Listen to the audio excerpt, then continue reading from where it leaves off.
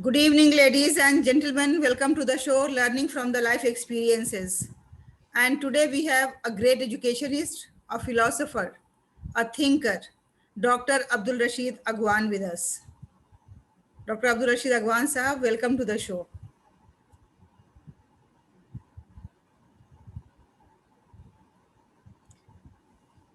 Welcome to the show, Abdul Rasheed Sahab, and congratulations on your D.Litt degree. Thank you very much. Thank you very much for the show and for your compliments. So, Abdul Rasheed Sahab, right now, whatever you are doing and whatever your engagements are, mostly we are aware of. But I want to know about your childhood and about your Uh, family background, about your education. Then, yeah, because कहा जाता है ना कि होनहार बिरवा के चिकने चिकने पात. So, if ji, a great person's life history we always come to know that they were great from their childhood. There were certain qualities in them that was distinguishing them from others. So, please throw some light on your childhood and education.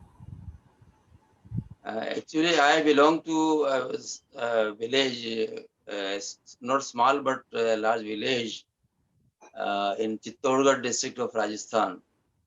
And that area is well known in history. Mewar is well known in history that old people have raised up there or there, and the communities are very uh, living in harmony, and people are very simple and cooperative.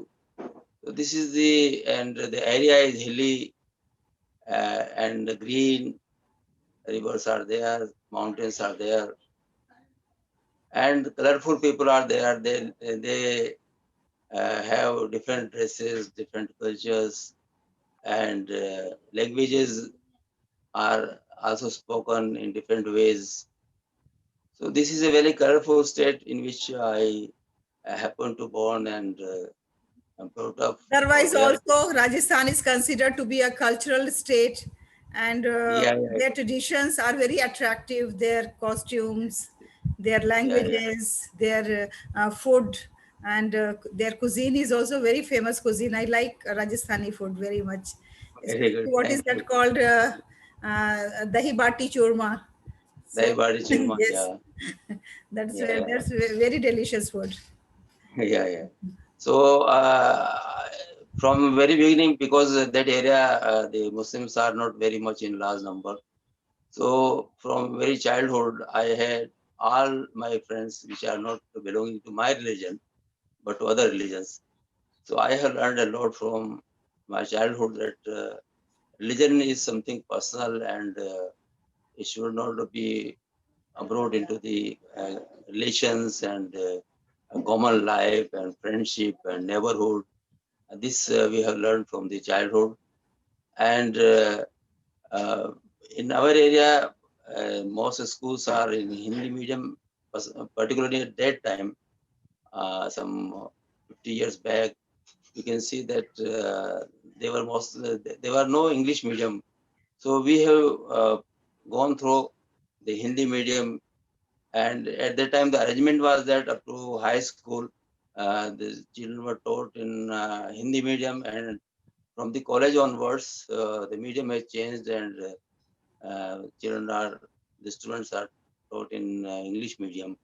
So this I have also experienced. But since I was a science student, so from ninth onwards, uh, there was a mixed approach was adopted by our teachers, so that we may be conversant with the terminologies which are used in science. So the language was Hindi, but the terms were used were from generally from English. So when we switched out during our higher education, it was easy to switch over from Hindi medium to English medium. So I remember that most of our teachers were very loving teachers, and I loved them very much. They also cared for me throughout my career, and they took interest in my education. though they were belonging to different castes.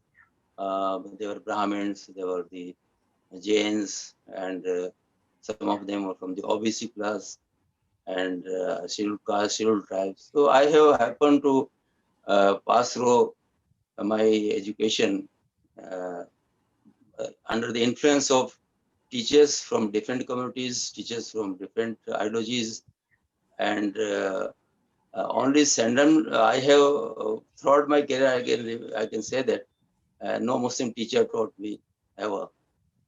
So, and only one friend in my BSc, and that was my class fellow.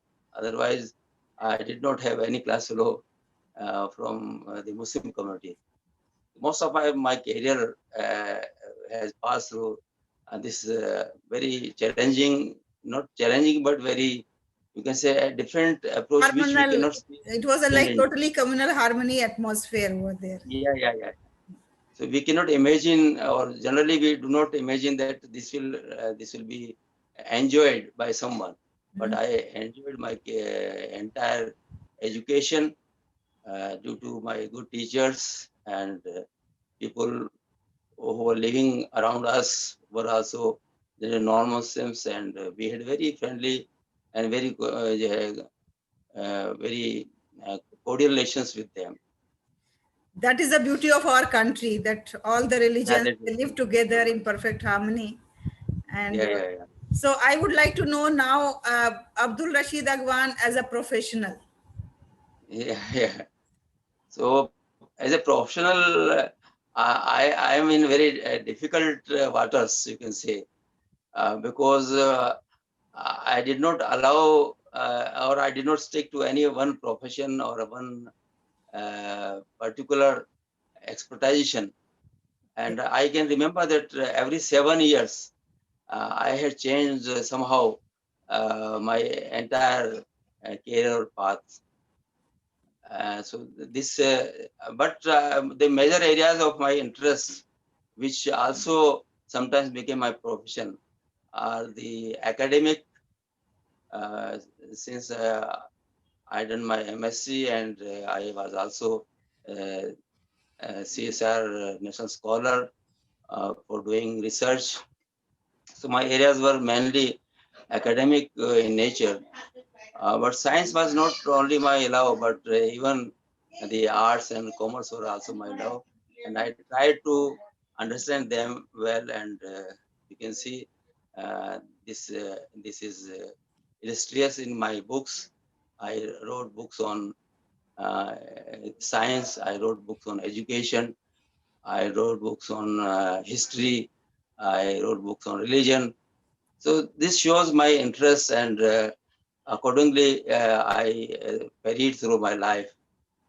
But professionally, I can say that academic was my first choice, and I So when happened did to you be. start your profession? Naturally, we have to survive in this world. We have to do some work. So what Yeah, was yeah. your first profession? I was associate professor, assistant professor in Udaipur University. Wow, So I was doing that's my very PhD honorable at that job. time. Yeah. I was doing my PhD at that time, and meanwhile, I was selected for teaching zoology to BSc students in an affiliated college known as Vidyabhavan Rural Institute. So I taught zoology to BSc students for to start with. Then I became technical manager in a company at Jaipur, which was handling the pest control matters. And then I came to Delhi, and here we started firstly uh, Center for Current Studies, and then Institute of Objective Studies. So I was the founder director of Institute of Objective Studies, and we started it in a humble way, but now it has become an international institute.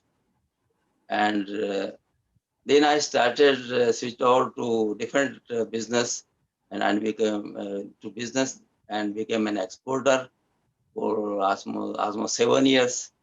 I did that, and then I turned to another field, and that is consultancy, because I found that there are very less non-governmental organizations in our country, and specifically to say the marginalized communities. So I started that as a career, and for last many years, I've been consultant in you can say community development and other fields of non-governmental organizations.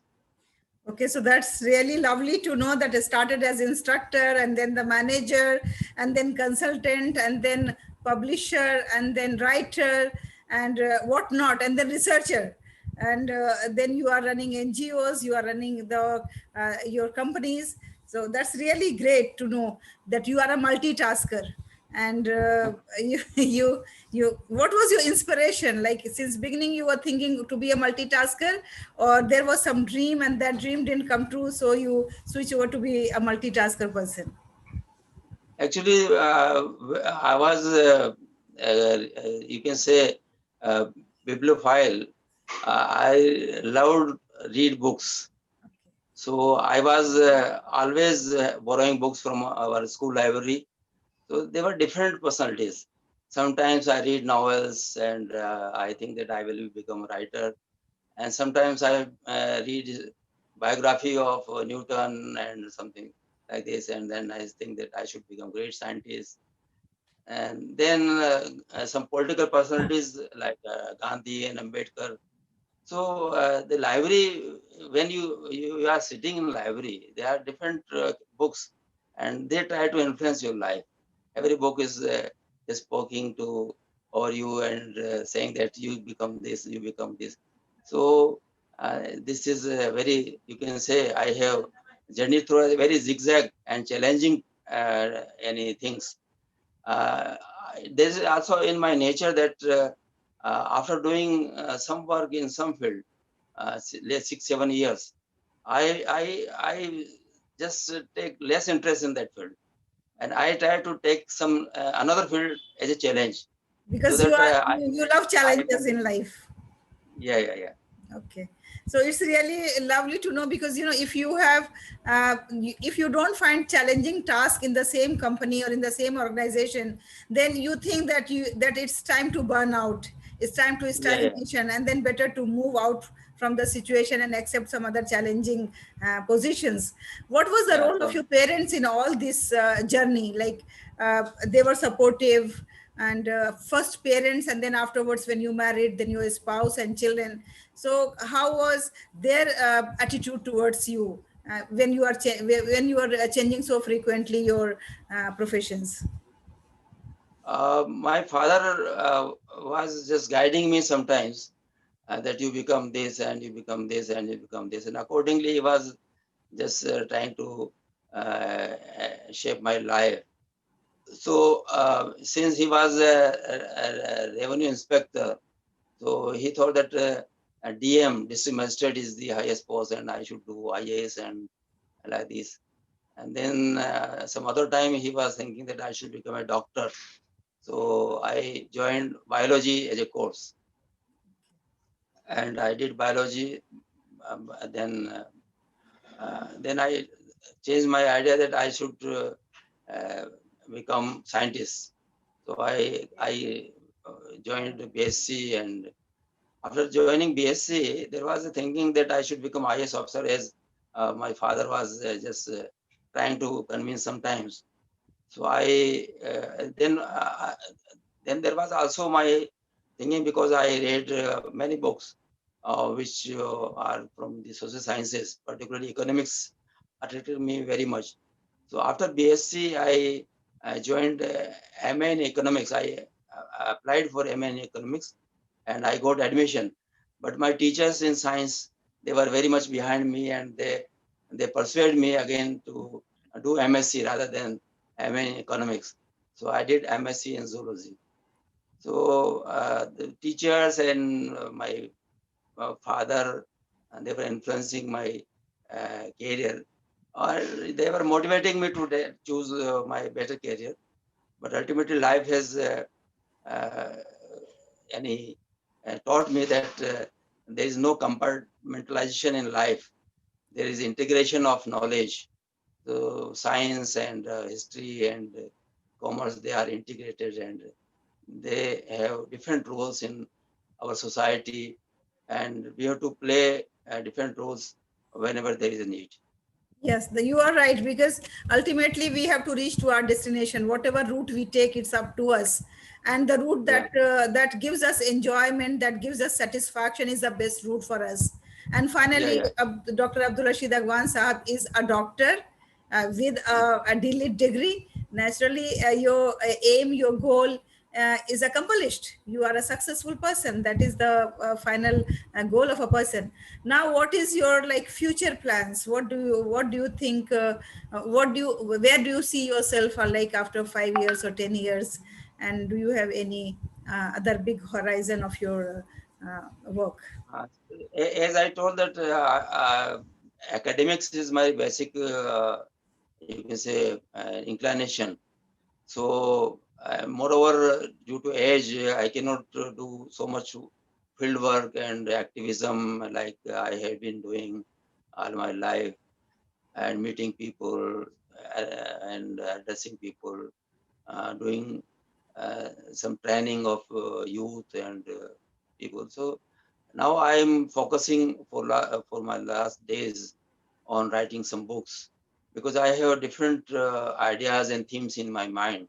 So I think that I should die uh, uh, any without anything. So whatever ideas I have in mind and throughout life, I pursued them or chased them in my mind. So I think that I should write on them in my last days.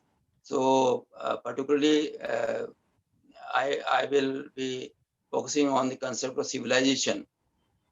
In the present world, we see that there are different conflicts, and there are different trends. One trend is globalization. There should be a global system. There should be a global society. There should be a global government. There should be a global economy. But the nationalism and our traditional thought, they are coming in the way. So there is something new is emerging in the world. When I wrote my book, Islam in 21st Century, so I came across different ideas and different things, that there will be a, city in which I called as cosmic city, and this cosmic city will be on moon or Mars or something like that, and the world will become one society, one unity, and there will be a global government. So that is there in my mind. It's But brilliant, brilliant idea. Brilliant idea. Like, that, the people are yeah, thinking yeah, only about this universe, about this earth, but you are thinking beyond that, and then you are thinking beyond सितारों से आगे जहां और भी हैं. So ji, ji, you have framed a world that is a, yeah, yeah.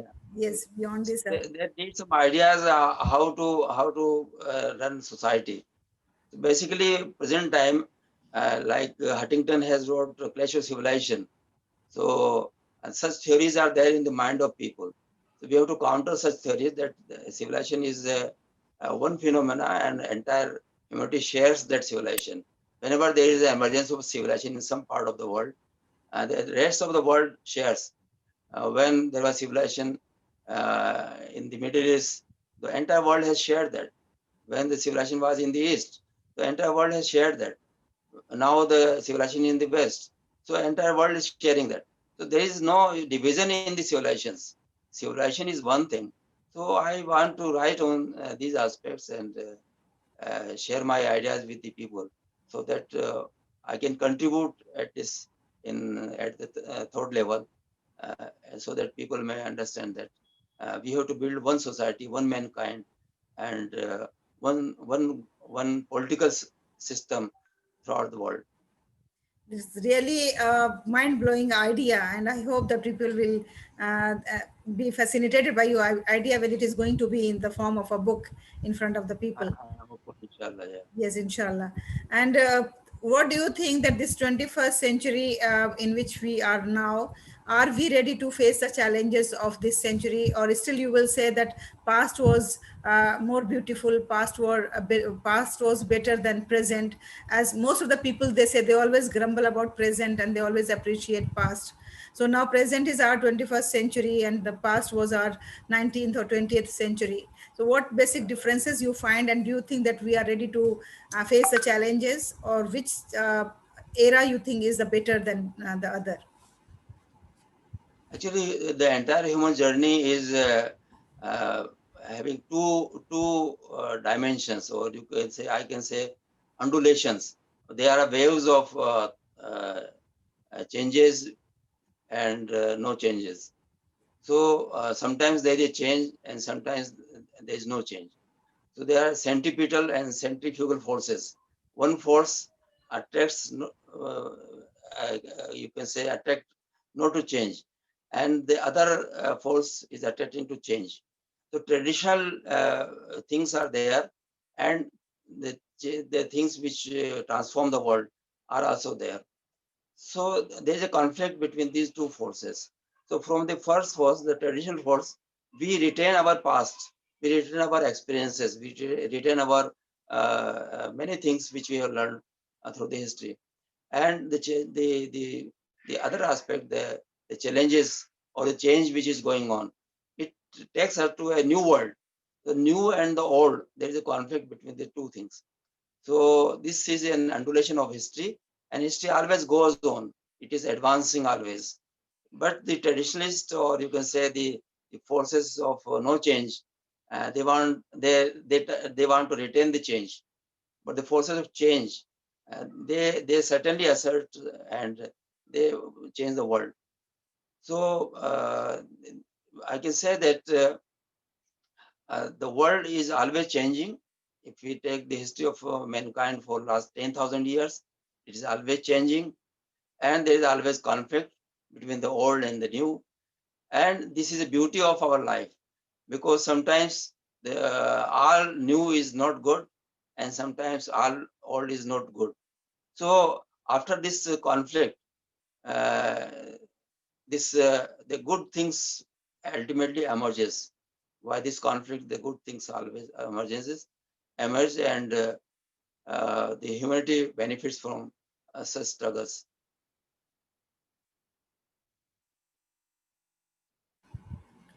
Such a noble idea that old and new both always have conflicts, and naturally there are certain good things in the old and there are certain good things in the new, and human being is made or is created to adapt with the situations.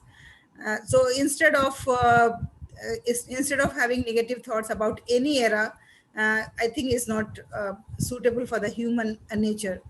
Now this situation for the last 6 to 8 months we are facing is COVID-19 situation, and the people again have some negative thoughts about this, while other people they say that it's a blessing from Almighty because there are so many positivity happening during this period. How do you take this COVID-19? How this COVID-19 has affected your life? Actually, COVID-19 is also part of history, and every 100 years there is a plague, or this is a pandemic throughout the world.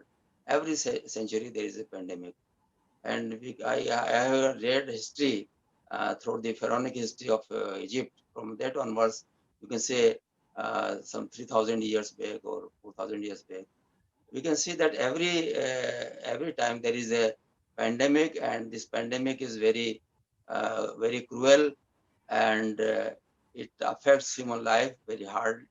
But it ultimately forces for a change. It ultimately forces for a change. So there was a pandemic, similar pandemic in 1920 and 1820, 1720, and in 17th century, in third century, fourth century.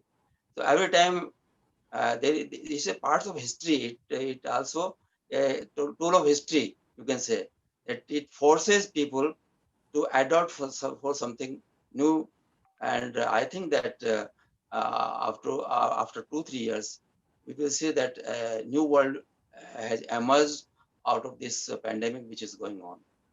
So though there are different effects of this COVID-19 or the ongoing pandemics on our life, and on our economy, on our politics, on our global relations, but it will ultimately emerge after some time into a new world.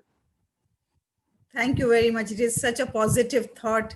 And thank you for your information that It's like 1720 also it happened, and 1820 like that. This is a trend of the history, and we are the part of history, and this COVID is also a part of history. So we have to take it in the form of a history. That's all, and then we have to try to cope up with the situations. That's really very useful information, piece of information you have given to me.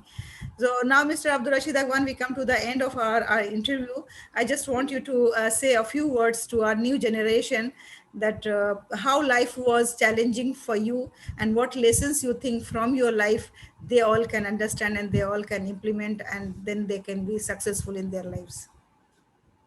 Optimism is the mantra of life. You should always be hopeful. The life is really challenging, and it will always put new challenges before you. If you cope up with one challenge, then there will be new challenge. This is going on. So life is full of challenges and life is full of opportunities. And we should be hopeful that ultimately life will teach us to deal with some challenge, and it will also pose another challenge again. So this is life, and we should understand life, and we should enjoy as it comes to us. Okay, thank you very much. It was nice talking to you, and thank you for your valuable time. May Almighty bless you always. Take care, Amen. Amen. and bye bye.